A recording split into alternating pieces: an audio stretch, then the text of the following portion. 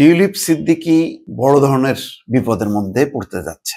দেখেন, আজকে একটা রিপোর্ট প্রকাশ হয়েছে, সেটা ব্রিটিশ একটা খুবই পুরনো সংবাদ মাধ্যম দি টাইমস এবং প্রথম আলো যৌথভাবে তারা অনুসন্ধান করছে, একদম বিশাল আকারে লিড স্টোরি।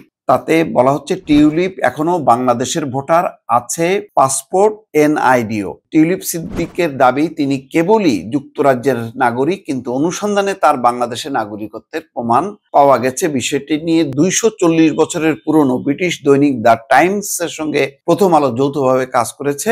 এটা নিয়ে তারা অনুসন্ধানী রিপোর্ট, তাতে বলা হচ্ছে তার সবকিছু আছে। তার সর্বশেষ পাসপোর্ট মেয়াদ শেষ হয় 2016 সালের 2রা জানুয়ারি। 2011 সালে তার পাসপোর্ট এটা। এর আগেও তার পাসপোর্ট ছিল।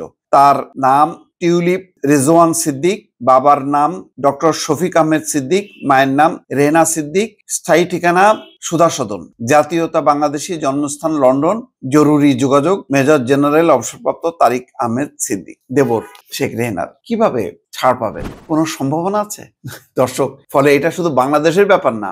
এই রিপোর্ট যখন কি ইতিমধ্যে নিশ্চয়ই ব্রিটেনেও প্রকাশ হয়েছে, তখন তার এই এমপিত্ব থাকবে কিনা, মন্ত্রিত্ব তো গেছে, এই এমপিগিরি থাকবে কিনা, নাগরিকত্ব থাকবে কিনা ব্রিটিশ, এটা একটা বড় চ্যালেঞ্জের মধ্যে পড়লো টিউলিপ সিদ্দিক।